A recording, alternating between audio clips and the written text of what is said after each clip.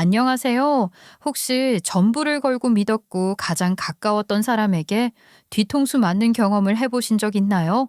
분명 같이 밥 먹고 같이 잠자고 같이 울고 웃던 사람인데 어느새 남남이 되어버린 것처럼 낯설게 되는 경험 말이에요.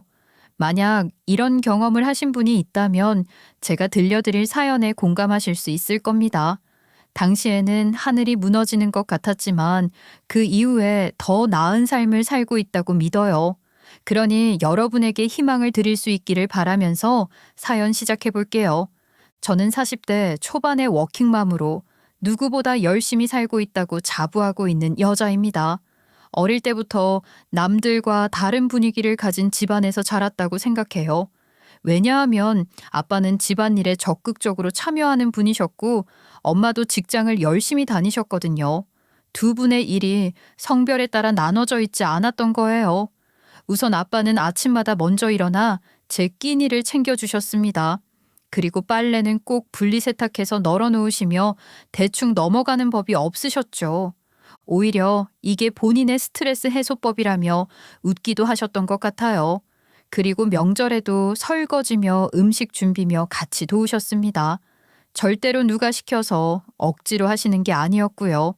그리고 엄마는 새벽같이 출근하시고 저녁 늦게까지 일하셔도 항상 단정한 분이었어요. 몸이 10개라도 모자랐을 텐데 늘 웃음을 잃지 않으셨죠. 여보, 오늘 하루도 많이 힘들었지? 저녁은 내가 차려뒀으니까 옷만 갈아입고 와서 먹어. 현지도 이미 챙겨줬거든.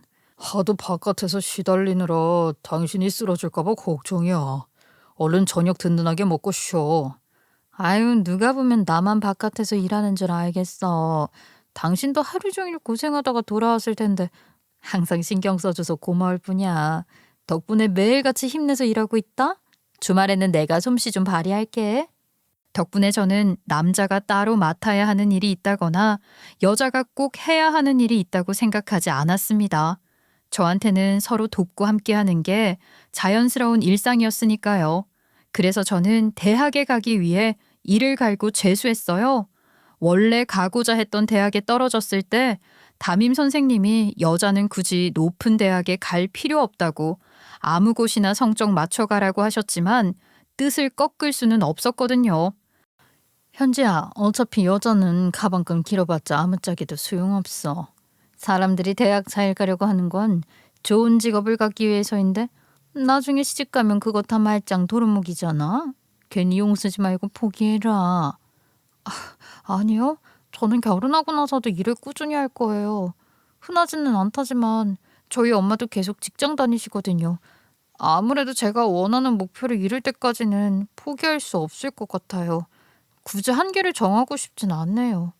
요즘 젊은 친구들이 들으면 도대체 이게 무슨 낡은 생각이냐고 손가락질 할 수도 있을 텐데 저와 동년배거나 나이가 많은 분들은 이런 말을 들어보신 적 있을 거예요. 그렇게 저는 새벽 4시에 눈을 뜨면 책상 앞에 앉아서 밤 12시까지 최대한 버티며 살았습니다. 그 시절에 얼마나 열심히 공부했으면 부모님이 걱정하실 정도였죠. 남들은 20살 성인이 되어 청춘을 누리고 산다는데 저는 친구 만나러 가는 것조차 상상할 수 없었어요. 다행히 저의 이런 노력은 헛되지 않아 원하는 대학에 진학할 수 있었습니다. 그리고 치열하게 살았더니 중견기업에 들어갈 수 있었어요. 그렇게 되니 저는 얼른 가정을 꾸리고 싶다는 마음이 들더라고요. 아무래도 금실 좋은 부모님 사이에서 자랐으니까요. 그런데 생각보다 저랑 마음 맞는 남자를 만나는 게 너무나 어려웠습니다. 왜냐하면 저한테 회사를 관두고 내조를 기대하는 남자가 대부분이었거든요.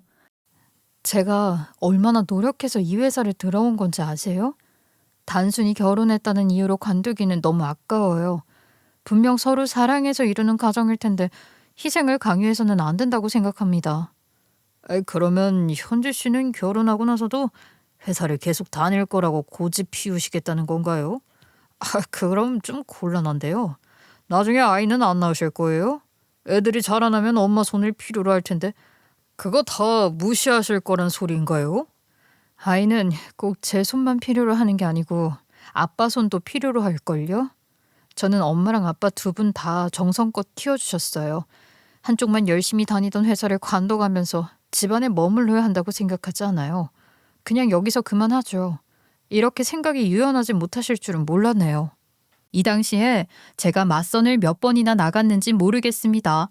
그런데 매번 제가 아무리 입이 닳도록 설명해도 이해하지 못하고 얼굴을 노골적으로 찡그리는 남자뿐이더라고요. 그제야 저는 아빠 같은 남자가 정말 드물다는 것을 깨달았던 것 같아요. 결국 저는 어떤 타협을 하거나 포기해야 할 것 같아서 마음이 심란했죠. 그나마 다행이었던 건 부모님이 결혼을 강요하지 않는 분들이셨다는 거예요. 아유, 엄마 딸 시집 못 갈 것 같아요. 당연히 제가 노력해서 이로운 성과를 이어갈 수 있도록 배려해주는 남자가 있을 줄 알았는데 어떻게 한 명도 못 건졌어요. 도대체 얼마나 더 남자를 만나봐야 할지 모르겠어요. 너무 마음 조급하게 생각하지 마라. 괜히 그 이상한 사람 만나서 시간 낭비하는 것보다는 이렇게 침착하게 좋은 사람 찾아가는 게 낫다. 그냥 네가 행복하게 사는 거 보면 충분하니까 불안해하지 않아도 돼. 제가 진정 마음이 내킬 때까지 기다려주시는 분들이라 얼마나 안심할 수 있었는지 모르겠어요. 그러던 어느 날 친구가 부탁해서 급하게 소개팅 자리를 대신 나가게 됐습니다. 그냥 바람 맞히기 미안해서 부탁하는 거고 식사나 함께 해주면 되는 자리니 굳이 부담 갖지 말라고 해서 수락한 거였어요. 그런데 별 기대 없이 만난 이 남자가 제 마음과 잘 맞더라고요. 저는 여자라고 해서 꼭 집안일을 전담해야 한다고 생각하지 않아요. 그건 좀 너무 구시대적인 발상 아닌가요? 어차피 저도 집안일 같이 할 거라 여자도 바깥일을 할 의향이 있었으면 좋겠어요. 굳이 현모양처 같은 건 바라지 않거든요. 대부분 내조하기를 원하던데 신기하네요. 여태까지 저랑 의견이 일치하는 분 처음 봤어요. 그러면 결혼하고 나서도 맞벌이로 살아도 괜찮다는 거죠? 솔직히 감격스럽기까지 하네요. 평생 이렇게 마음 맞는 사람 없을 줄 알았거든요. 비록 남자는 저보다 작은 회사에 다니고 있어서 굳이 조건을 가져다 댄다면 제가 불리하기는 했습니다. 하지만 우리가 어디 비즈니스 파트너로 살 것도 아니고 가정을 꾸려 나갈 건데 마음 맞으면 충분하지 않겠어요. 그렇게 우리는 결혼을 전제로 만남을 갖기 시작했습니다. 실제로 인연을 이어가 보니 더욱 사람이 괜찮게 느껴지고 마음에 들더라고요. 언제나 저랑 대화할 때면 눈을 마주치면서 고개를 끄덕이는 게 진심이 느껴졌어요. 그리고 제 자존감이 살아날 수 있도록 적극적으로 반응해줬죠. 굳이 얼굴을 마주하고 있지 않아도 통화를 할 때면 저절로 힘이 났습니다. 그러다 보니 한 가정을 꾸리면 더욱 안정적으로 살 수 있겠다는 확신이 들더라고요. 아무래도 크게 트러블도 없었으니까요. 그래서 우리는 양가의 허락을 구해 순조롭게 결혼에 골인할 수 있었습니다. 실제로 우리는 가장 많이 다툰다는 신혼에도 크게 부딪히지 않았어요. 오히려 저는 시댁에 남편은 친정에 최선을 다해서 양가 어른들도 결혼을 잘했다고 하실 정도였거든요. 아이고, 그렇게 마음 맞는 남자 없다고 시무룩하더니 어디서 이런 사위를 데려왔는지 모르겠구나. 아무리 서로 사랑해서 결혼했어도 각자 달리 살아온 두 사람이 만나는 거라 처음에는 힘들어할 텐데, 아니 너는 그런 기색도 없어? 특히 엄마가 저의 결혼을 잘했다고 아낌없이 칭찬해 주시니 뿌듯하더라고요. 아무래도 부모님에게 잘 사는 모습을 보여드리고 싶은 게 이 세상 모든 자식의 마음이니까요. 다행히 남편 역시 시부모님에게 결혼 정말 잘했다는 이야기를 듣는다고 하더군요. 하지만 딱 한 가지가 화기애애한 분위기를 가로막았습니다. 바로 아주버님의 존재였어요. 워낙 눈이 높고 까다로워서 아직 결혼을 못 하셨다는데 노총각 히스테리가 약간 있으셨던 거예요. 가끔씩 제가 시댁에 찾아가도 인사만 대충 하고 방에 들어가 안 나오셨죠. 당연히 시부모님도 걱정을 많이 하시더라고요. 아유, 며느라가야, 네가 눈치 볼 필요 없다.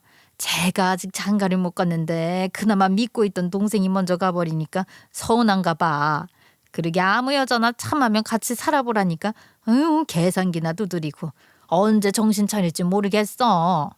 하도 시부모님이 속상해하시는 데다가 집안 분위기가 신경 쓰여서 몇 번 소개팅 자리를 만들어 드리기도 했습니다. 얼른 좋은 형님이 들어와서 집안 분위기가 복작복작 살아나면 좋을 것 같았으니까요. 하지만 아주버님은 번번이 이거 싫고 저거 싫다면서 다음 만남까지 이어지는 경우가 없더라고요. 심지어 여자 쪽에서 먼저 다시 만나보겠냐고 용기를 내 제안을 하기도 했는데요. 아주버님은 딱 잘라서 마음이 움직이지 않았다며 거절해버렸습니다. 재수 씨가 신경 써줘서 고맙긴 한데 연애가 아니고 결혼이잖아요. 이 나이에 잠깐 만나는 건 시간 낭비니까 자꾸 고르게 되네요. 지난번에 제 앞에서 깔깔거리고 있는데 영 마음이 식더라고요. 이런 상황이 자꾸 이어지다 보니까 저도 주변에 미안해서 소개팅 주선을 포기하게 됐습니다. 나름 의욕 있게 나섰던 제가 포기해버리니 시부모님은 서운해하는 부분도 있으시더라고요. 하지만 시부모님도 워낙 본인들의 장남이 특이하다는 걸 알고 계셔서 저한테 나무라지는 못하셨어요. 그저 이제는 체념해야 한다는 것을 애써 받아들이시는 것 같았죠.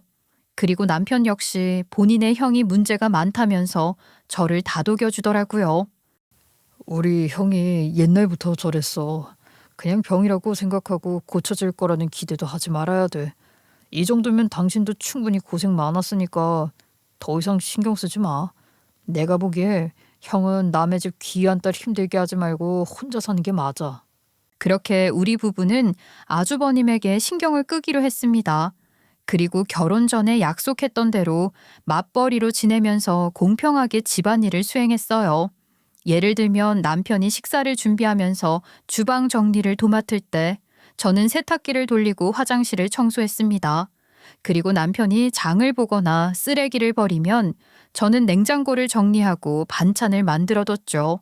일부러 강압적인 규칙을 만들지 않아도 서로 배려하면서 살아가는 게 좋았어요.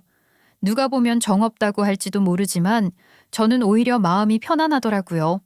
남편 역시 이런 일상을 만족스러워했답니다. 진짜 내가 사람 보는 눈이 탁월했다니까? 이런 여자를 만난 게 나한테는 복이지 뭐야. 앞으로도 당신하고 살아갈 날엔 크게 스트레스 받지 않을 것 같아. 벌써 이런 말 하면 좀 웃기겠지만 확신이 들어. 심지어 저는 임신하고 나서도 회사를 계속 다녔습니다. 딱히 몸이 크게 불편하지 않아서 만삭 때까지 버텼어요. 그런데 남편한테는 이런 제 모습이 너무 좋아 보였나 봐요. 그냥 혼자 생각하면 될 텐데 굳이 안 해도 될 소리를 덧붙여가며 남들한테 제 자랑을 했더라고요. 나는 여태까지 임신하면 다 알아놓는 줄 알았어. 그런데 우리 마누라 보니까 그게 쇼였더라고. 역시 모든 건 다 정신력의 문제라니까. 우리 마누라처럼 든든한 여자는 또 없을 거야. 절대로 내가 혼자 고생하게 놔둘 여자가 아니라고. 이런 말을 자랑이랍시고 늘어놓았다던데 얼마나 시겁했는지 모르겠어요. 당연히 저는 누군가 상처받을지 모르니 남편의 입단속을 단단히 시켰습니다. 제발 그런 말 좀 어디 가서 하지 마. 누구나 이런 컨디션으로 10달 가는 건 아니란 말이야. 무슨 정신력 같은 얘기를 해. 그냥 나는 운이 좋았을 뿐인데 당신이 나를 칭찬하면 나중에 내가 곤란해지지. 그냥 혼자 생각하고 끝내. 원래 본인이 남한테 던진 건 부메랑처럼 돌아오기 마련이잖아요. 아무래도 남편이 다른 여자들을 무시해서 제가 벌 받은 것 같았습니다. 바로 출산하고 나서 약간 상황이 바뀌게 된 거예요. 이게 제가 의지가 부족해서 그런 게 아니라 몸과 호르몬 변화가 있다 보니 고생스럽잖아요. 도저히 회사에서 남들한테 피해 끼치지 않고 자리 지키고 있을 자신이 없었습니다. 그러다 보니 저는 눈물을 머금고 육아휴직을 신청하게 됐어요. 하지만 남편의 반응은 영 달갑지 않더라고요.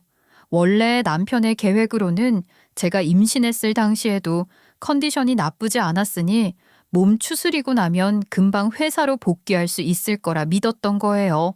게다가 우리 시부모님이 아이가 태어나면 돌봐주시기로 약속하셨기 때문에 별 탈 없이 계속 맞벌이로 지낼 수 있을 거라고 믿었나 봐요.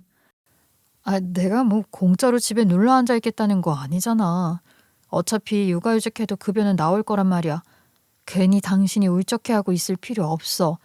우리 가게 형편에는 문제없게 할 거니까 걱정하지 말라고. 이대로는 도저히 사무실에 못 있겠어. 당장 형편에는 문제가 없겠지만 우리 계획이랑은 완전히 틀어지는 거 맞잖아. 아무리 급여가 꼬박꼬박 나온다고 해도 원래 받던 것보다는 줄어드는 거 아니야? 그동안 몸에 이상 없는 것 같아서 안심했더니 애 낳고 나서 이런 문제가 생기네. 심지어 남편은 입술이 대빨 나와서 시무룩하더라고요. 결국 저는 고민 끝에 아예 회사를 관두고 재택으로 프리랜서 생활을 하며 일감을 따내기로 마음먹었습니다. 그나마 집에서 일하면 마음껏 엎드리거나 잠깐 누워 쉴 수 있으니까요. 다행히 제가 여태까지 일을 잘해와서 그런지 프리랜서가 되고 나서도 크게 공백기 없이 일을 해낼 수 있었어요. 남편 역시 한시름 놓는 게 뻔히 느껴졌죠. 당신 진짜 존경스러울 정도로 열심히 살기는 했나 보다. 남들은 프리랜서 선언하고도 후회하는 경우가 허다하던데 이거 그냥 듣기 좋으라고 하는 빈말 아니고 정말 자랑스러워. 앞으로도 이렇게 일감이 잘 들어왔으면 좋겠다. 솔직히 제가 그냥 피곤하다는 핑계를 댔던 것도 아니고 우리 둘 사이에 아이를 낳고 나서 힘들었던 거잖아요. 그런데 남편이 이렇게 형편에만 전전긍긍 신경 쓰니 서운하기도 하더라고요. 하지만 이 세상에 완벽한 사람이 어디 있겠어요. 각자 사람마다 장단점이 있는 데다가 제가 가장 중요하게 여겼던 지점이 잘 맞았으니 이해하고 넘어가기로 했습니다. 그리고 저의 일감은 줄어들기는커녕 더욱 잘 풀렸어요. 아무래도 제가 일 처리를 꼼꼼하게 하는 편이기도 했고요. 한번 마감이 촉박한데도 무리 없이 처리해드린 일이 있어서 큰손이 고정 고객이 된 거예요. 덕분에 입소문도 내주셔서 일감이 많이 들어와 어느새가 회사에서 받던 월급보다 수익이 높아졌습니다. 그래서 우리 부부는 오히려 잘된 일이라고 입을 모으게 됐죠. 그때는 막막해서 어떻게든 자리 잡아보려고 선택한 거였는데 역시 인생사 세웅지마라는 말이 맞나 봐. 비록 프리랜서한테 일감 들어오는 게 언제까지 갈지 불확실하다지만 지금으로서는 너무 만족스러워. 당신은 언제든 일감 줄어들 걱정은 하지 않아도 될 것 같아. 나는 이제 그런 생각은 안 하고 있어. 워낙 성실해서 어떤 일을 해도 잘 풀릴 것 같아. 이제 그냥 나는 내 앞가림이나 잘하면서 힘을 보탤게. 그렇게 시간이 흘러 우리 아이가 이제 어린이집에 가도 되는 나이가 되었을 때 아주버님이 예비 형님을 데리고 오셨습니다. 거의 모든 가족들이 포기하고 있었던 소식이라 깜짝 놀랐죠. 우리 부부는 가끔씩 아웅다웅할지언정 행복하게 살고 있었기 때문에 아주버님도 얼른 좋은 분과 인연을 맺기를 바랐어요. 당연히 축하해드리고 싶은 마음으로 가득했던 거죠. 심지어 예비 형님은 어떻게 아직 시집을 못 가셨나 의문스러울 정도로 저한테도 잘해주시더라고요. 일부러 우리 아이의 취향을 기억해 두셨다가 장난감을 사다 주셨거든요. 그리고 저도 섭섭하게 할 수는 없다면서 백화점 화장품을 선물로 주셨어요. 이런 걸 벌써 받아도 될까요? 아직 저희 집안에 정식으로 들어오신 것도 아닌데 받기만 하니 민망해요. 하나하나 그냥 고르신 게 아니라는 게 느껴져서 감사하네요. 꼭 형님 동서 사이가 돼서 잘 지냈으면 좋겠어요. 저도 잘 부탁한다는 의미를 전하는 성이니까 부담 갖지 말고 받아줘요. 늦은 나이에 하는 결혼이라 쑥스럽기도 한데 워낙 좋은 사람이라 놓치기 싫더라고요. 앞으로 가까워질 일만 남았으면 해요. 예비 형님은 저뿐만 아니라 시부모님한테도 참 싹싹한 데다가 집안 형편도 넉넉하신 분이었습니다. 아예 시부모님을 위해서는 고급 식당을 예약해서 정성껏 자리를 만드시더라고요. 오죽하면 남편이 혀를 내두르면서 칭찬할 정도였죠. 우리 형이 그동안 여자 만날 때마다 꼬투리 엄청 잡더니 저렇게 완벽한 여자를 데려오려고 그랬던 건가 봐. 솔직히 왜 우리 형을 만나나 싶기도 한데 평생 까다롭게 굴다가 노총각으로 늙을 줄 알았는데. 저는 그저 이런 형님이 생긴다는 게 기대되는 마음뿐이었습니다. 그런데 결혼할 거라고 소개하며 데리고 올 정도였으면 두 분이서 어느 정도 대화가 충분히 진행됐어야 하는 거잖아요. 어느 날 갑자기 아주버님이 파혼했다는 소식을 전하시더라고요. 당연히 시부모님이랑 우리 부부 모두 깜짝 놀랄 수밖에 없었죠. 너 뭘 또 재고 따졌길래 파혼을 했다는 거냐? 웬만하면 참고 결혼 진행하는 게 좋아. 아무리 단점이 있다고 해도 모든 사람이 그 정도 흠은 있을 거란 말이야. 분명 장점이 훨씬 많은 여잔데 아유 참 놓치기 아깝구나. 시부모님부터 우리 부부까지 한마음으로 아주버님을 뜯어 말렸습니다. 아무래도 아주버님이 숙이고 들어가는 게 좋지 않을까 싶었죠. 하지만 아주버님과 예비 형님이 부딪힌 원인이 분명하더라고요. 예비 형님이 금수저라 딱히 직업이 없으셨고 집안일에도 흥미가 없으셨거든요. 그런데 두 분이서만 알콩달콩 살고 싶다면서 가정부를 따로 두고 싶지 않다고 하셨다는 거예요. 여기까지 들으면 그다지 이상할 부분이 없을 겁니다. 하지만 예비 형님은 본인이 집안일을 못하니 아주버님 보고 일 관두고 집안일에 전념해달라는 부탁을 하셨더라고요. 아무래도 예비 형님은 본인이 금수저라 아주버님이 돈을 벌어오지 않아도 상관없으니 제안하신 것 같았어요. 하지만 아주버님은 자기 일에 대한 열정이 강하신 분이거든요. 당연히 이 의견 차이는 서로 좁혀질 수 없었던 거죠. 아니, 경제적으로 여유되니까 그냥 집으로 들어와서 살림하고 같이 재미나게 살아보자는 건데 왜 화를 내? 솔직히 당신으로서는 좋은 조건 아니야? 내가 돈 벌어오라고 닥달하는 것도 아니잖아. 아이, 당신이 할 일 없이 탱자탱자 놀면서 살아왔다고? 남들도 다 그런 걸 꿈꾸는 줄 알아? 결국 당신 떠받들고 살라는 거잖아. 에이, 이래서야 당신하고는 남은 인생을 같이 살아갈 수가 없어. 그냥 결혼이고 뭐고 없던 일로 하자고.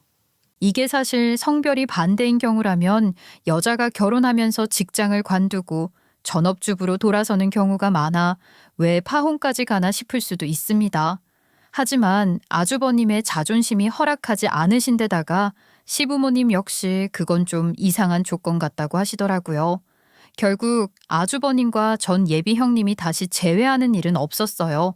그런데 의외로 남편이 평소와 다른 반응을 보이더군요. 형은 진짜 공부만 열심히 하고 일만 잘하는 헛똑똑이야. 그런 기회를 왜 놓치는 건데? 나였으면 감사하다고 넙죽 절을 했을 거다. 그깟 자존심 좀 죽이고 들어가면 남은 인생 내내 놀고 먹을 수 있을 텐데. 남편은 아주버님을 바보 같다는 식으로 말했습니다. 아니, 본인이야말로 전업주부 같은 거 반대하는 사람 아니었나요? 그래서 제가 언제부터 그런 거 찬성했냐고 뭐라 하니까 그제야 입을 다물기는 하더라고요. 하지만 아주버님이 아까운 기회를 놓쳤다고 생각하는 건 변함없어 보였죠. 그런데 얼마 안 가서 남편이 왜 아주버님을 그토록 부러워했던 건지 알아버렸어요. 회사에서 잘렸는데 그걸 저한테 말하면 여태까지 본인이 고집 부려왔던 반반이 깨져버리니까 퇴직금으로 월급을 수령하는 척 했더라고요. 지가 집안일 다 담당하는 일이 벌어지는 건 막고 싶었나 보죠? 아니 그렇게 아이 키우면서 돈 들어갈 일 많아질 테니까 계획에서 벗어나면 안 된다고 거의 피를 토하며 이야기하더니 정작 본인은 월급도 받지 않고 퇴직금이나 까먹는 상태로 몇 달을 보냈다는 거잖아요. 심지어 소액 대출까지 받았다는 걸 알고 얼마나 피가 거꾸로 솟았는지 모릅니다. 그동안 꼬박꼬박 월급 갖다 주고 매일같이 출근하길래 이런 상황일 줄은 티끌만큼도 예상하진 못했거든요. 그런데 남편이 더 이상 퇴직금에서 까는 것도 무리일 것 같고 대출을 높였다가는 난리 날 것 같으니까 시부모님한테 도움을 요청했더라고요. 어머니, 제가 좀 문제가 생겨서 대출을 땡겼는데 마누라 몰래 갚을 수 있게 도와주세요. 엄청 큰 금액은 아니고 소액 대출로 빌린 거라 걱정은 안 하셔도 돼요. 그냥 한 가정의 평화를 위해 눈 감아준다고 생각해 주세요. 뭐 이놈아, 뭘 몰래 갚아야 한다는 거야? 아니 도대체 뭘 했길래 대출을 받은 건데?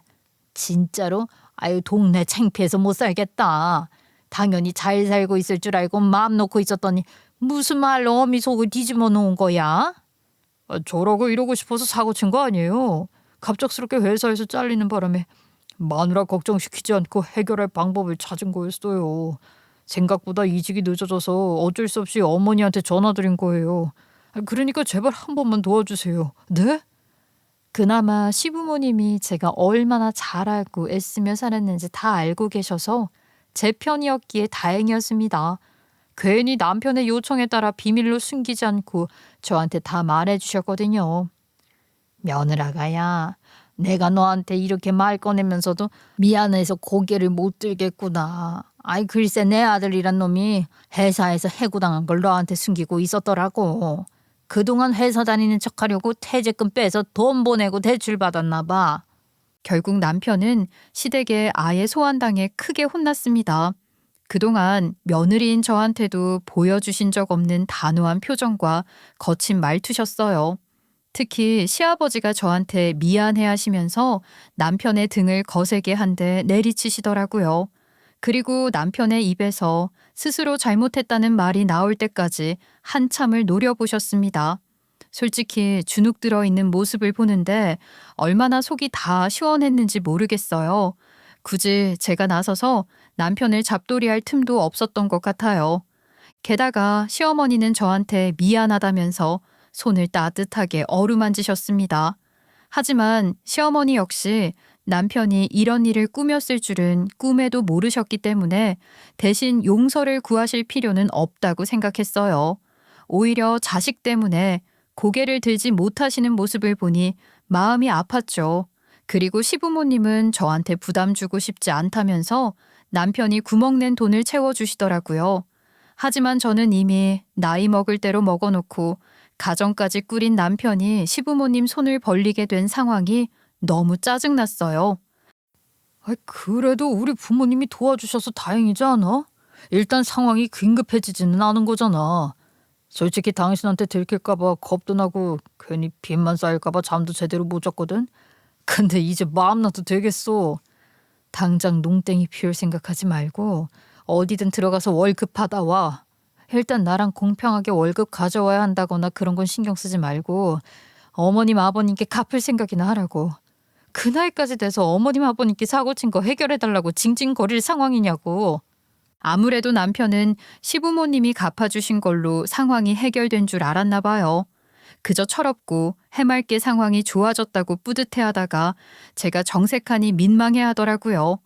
그나마 다행스럽게도 온 가족이 이 사단을 다 알게 된 상황이라 남편은 지체하지 않고 직장을 구한 것 같았어요. 다시 매일같이 출근하면서 월급을 꼬박꼬박 갖다 줬거든요. 하지만 새롭게 들어간 직장이라 그런지 약한 소리를 많이 늘어놓았습니다.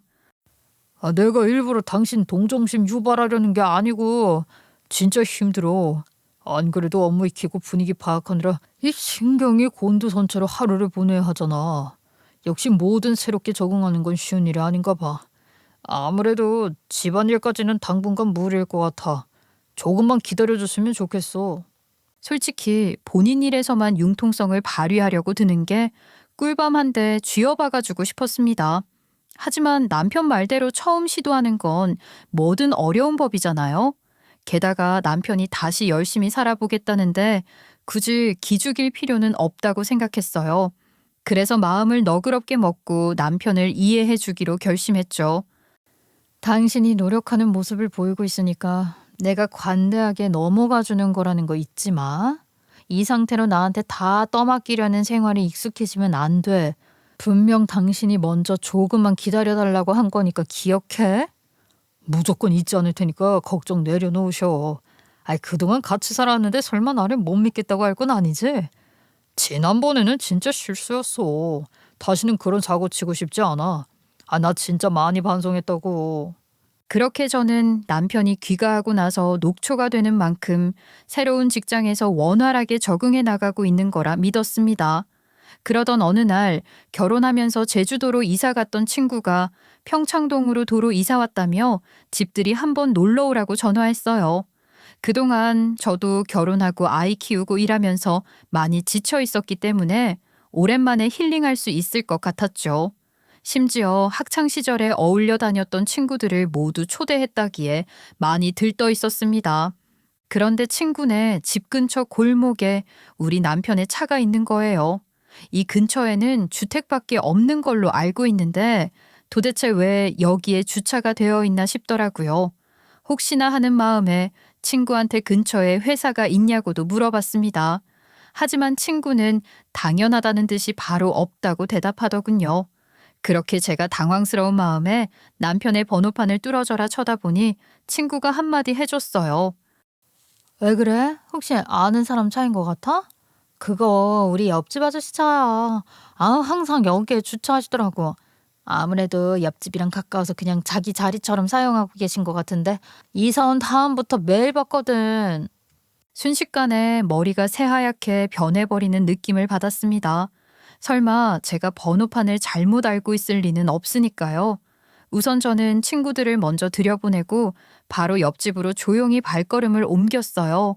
워낙 제 표정이 심상치 않아 보이니 친구들도 자초지종을 따지지 않고 들어가더라고요.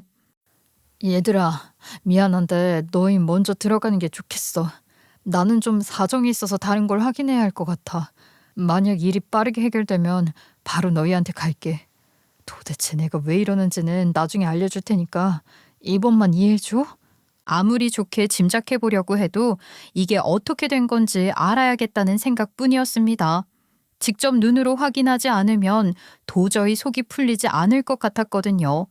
처음에는 설마 남편이 운전기사라도 하고 있거나 직장을 새로 구한 게 아니라 남한테 차를 빌려줘서 돈 벌고 있을까봐 불법이라도 저지르고 있는 건지 확인하고 싶던 거였어요.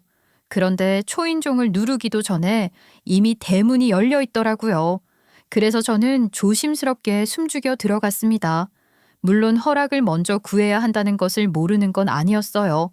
하지만 당장 남편이 어떤 상황인지 알아야겠다는 마음이 더 컸던 것 같아요. 혹시 제가 왔다는 것을 들켜버리면 남편이 먼저 도망가 버릴까봐 걱정됐거든요. 그런데 제가 들어가서 맞닥뜨린 광경은 아예 상상 밖의 것이었습니다. 남편이 속옷만 입고 앞치마를 두른 채로 웃고 있었거든요. 그런데 그 옆에 잠옷만 입고 있는 여자가 바로 전 예비 형님이었어요. 둘 다 사이좋게 떠들고 있다가 저를 맞닥뜨리고 깜짝 놀라서 비명 지르며 난리도 아니었죠. 그때 제가 가졌던 배신감은 정말 뭐라 설명하기도 어려웠습니다. 당신이 여기를 어떻게 알고 왔어?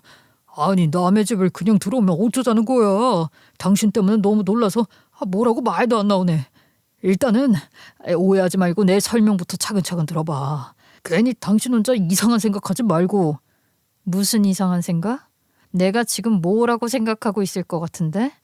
뻔히 속옷이랑 잠옷만 입고 있으면서 오해받기 싫다는 허무맹랑한 소리를 짓거릴 건 아니지?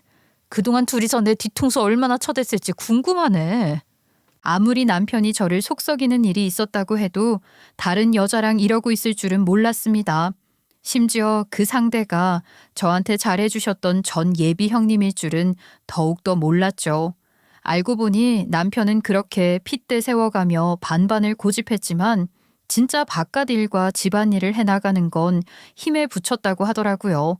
하지만 남들이 보기에 그럴듯한 가정이 필요했기 때문에 저와의 결혼 생활을 유지할 필요가 있었던 거예요. 그런데 아주버님이 전 예비 형님이랑 파혼해버렸잖아요. 안 그래도 부족한 거 없는 여자라고 생각하고 있었는데요. 돈 벌어오지 않아도 되니 집안일 해달라는 조건을 달았다는 것을 알고 다가간 거라고 했습니다. 그리고 전 예비 형님도 제 남편이 집안일에 적극적이라는 것을 알고 눈여겨봤던 거죠. 이제 저한테 형수 되실 거 아니니까 편하게 대해도 괜찮죠? 솔직히 저는 형한테 나쁜 제의했다고 생각하지 않아요. 오히려 형이 너무 배가 불러서 내친 거라고 생각해요. 만약 저한테 말했다면 모든 걸 두고 달려갔을 거예요. 하필이면 왜 먼저 결혼했어요? 진작 우리가 먼저 만났다면 여러모로 평화로웠겠네요. 저는 진짜를 사랑하는 남자를 위해서 집안일 하라고 권유하는 거예요. 괜히 바깥에서 남의 돈 버느라 고생하는 것보다 낫잖아요. 그러니까 이 둘은 남편의 복장만 봐도 알 수 있듯이 단순히 가정부로 고용된 사이가 아니었어요. 아예 저를 깔보고 우습게 생각하며 바람이 난 거였습니다.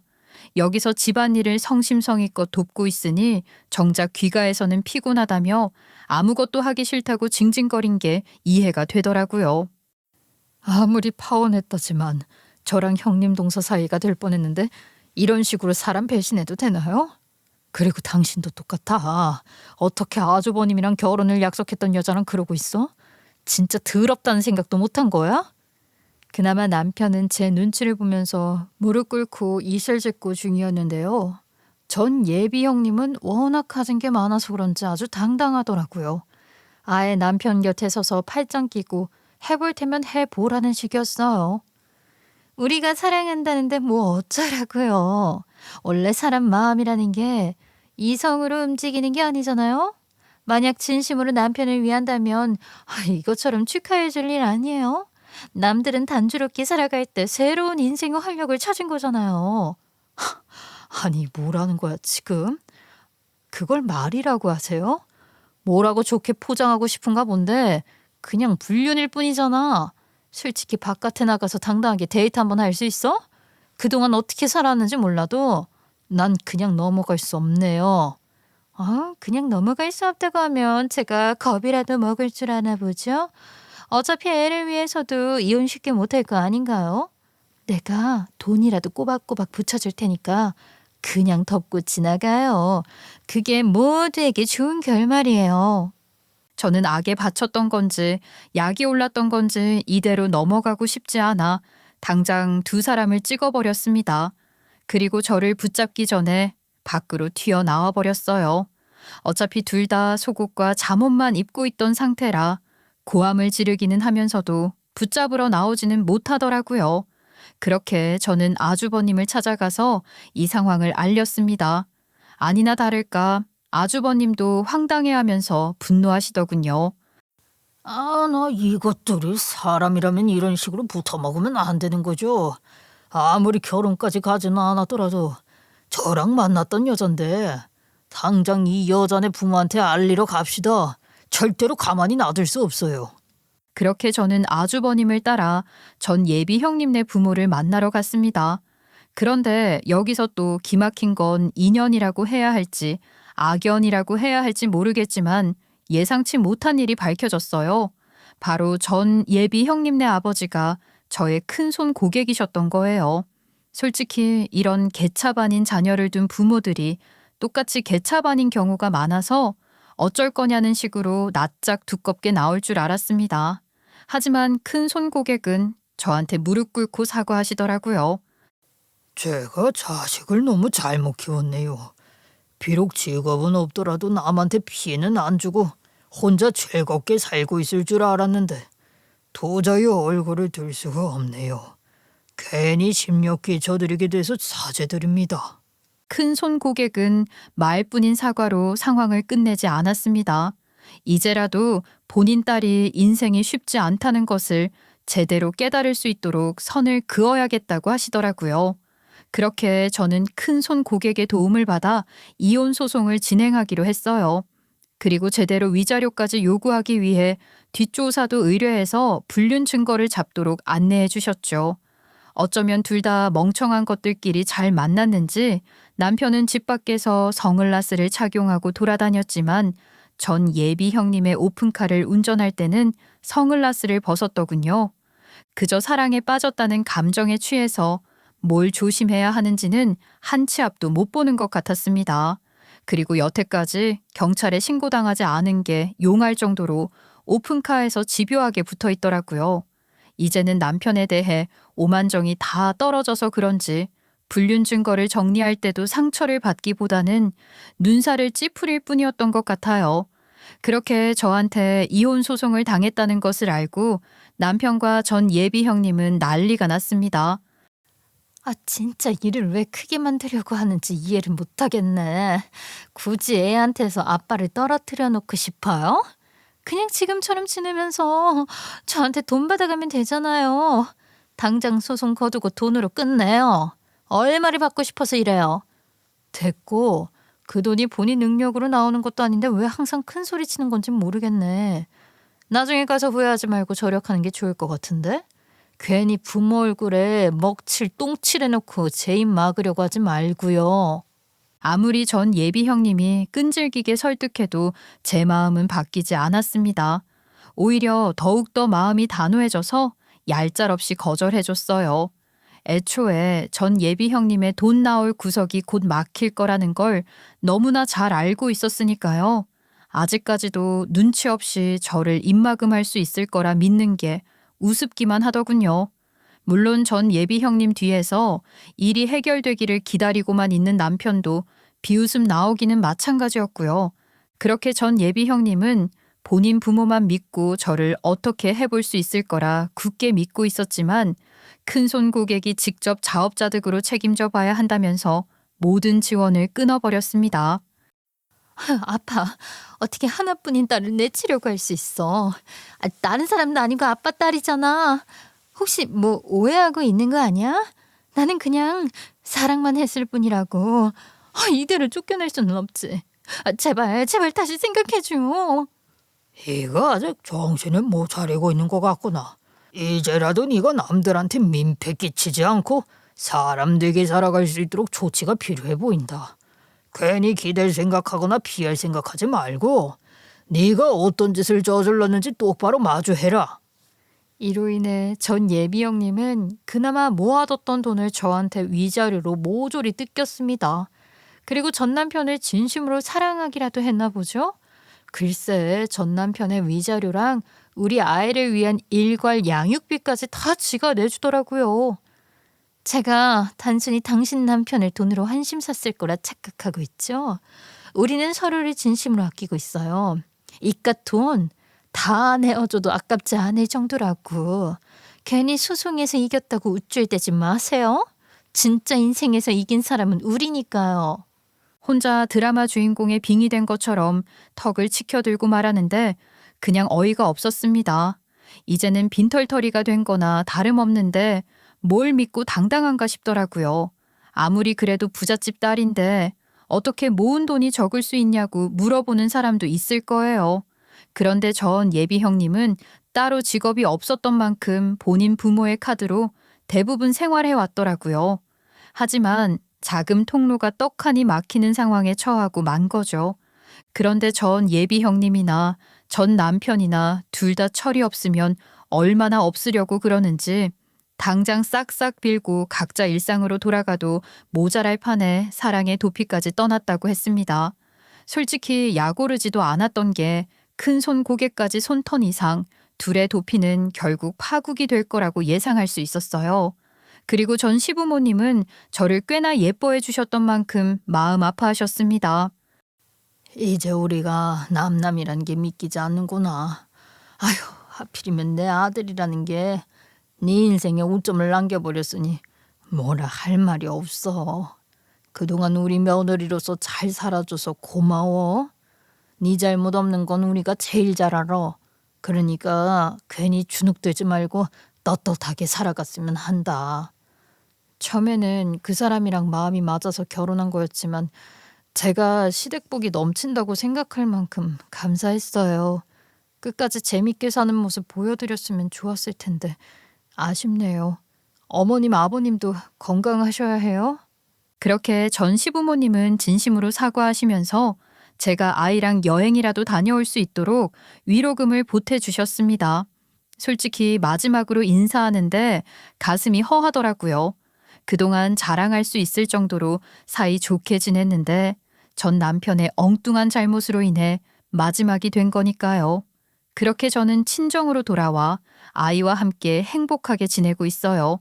아예 갓난아기라면 모르겠지만 어린이집도 다닐 정도의 연령대라 전 남편의 빈자리를 많이 느낄 것 같아서 걱정스러웠죠. 그래도 아이는 크게 속 썩이는 일 없이 씩씩하게 잘 지내주고 있답니다.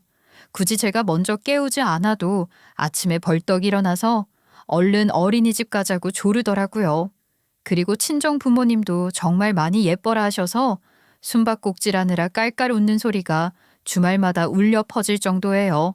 원래 아이들이 본인 발 뻗을 자리가 어디인지 기가 막히게 아는 법이잖아요. 그래서 저한테 혼날 일이 생기면 누구보다 먼저 친정 부모님 품으로 달려가더라고요.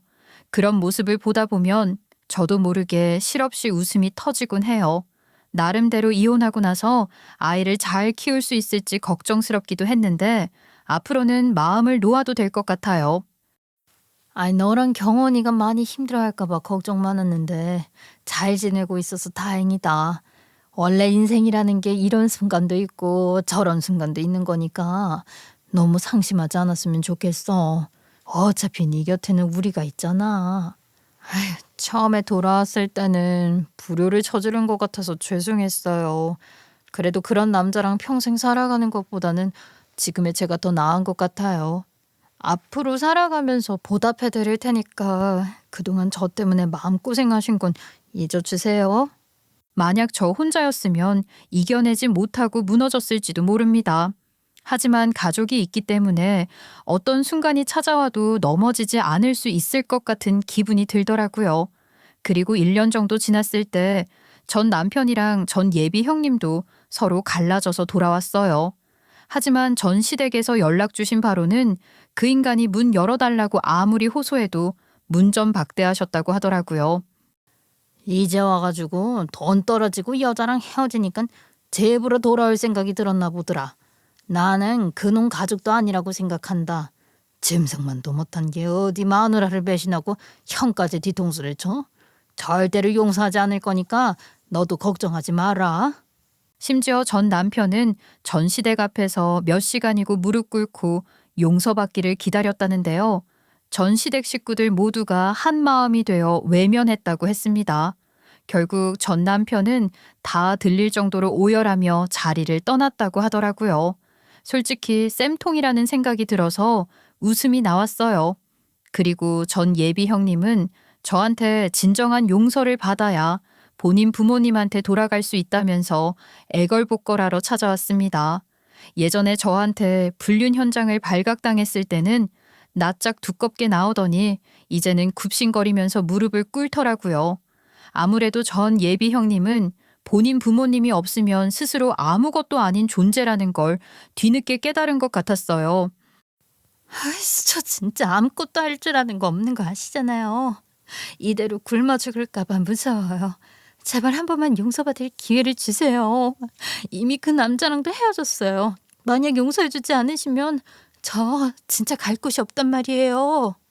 그쪽이 어떻게 살든 제 알바 아닌 거 아시죠?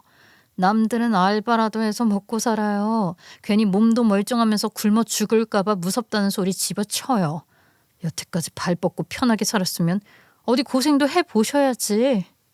사실 저는 이미 큰손 고객한테 절대로 용서해주지 말라는 부탁을 들은 상태였습니다.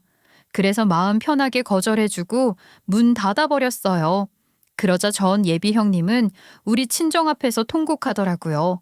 결국 시끄럽다고 신고당해서 끌려가 버리고 말았죠. 다행히 저는 아직까지도 프리랜서로서 활발하게 일감을 따내고 있습니다.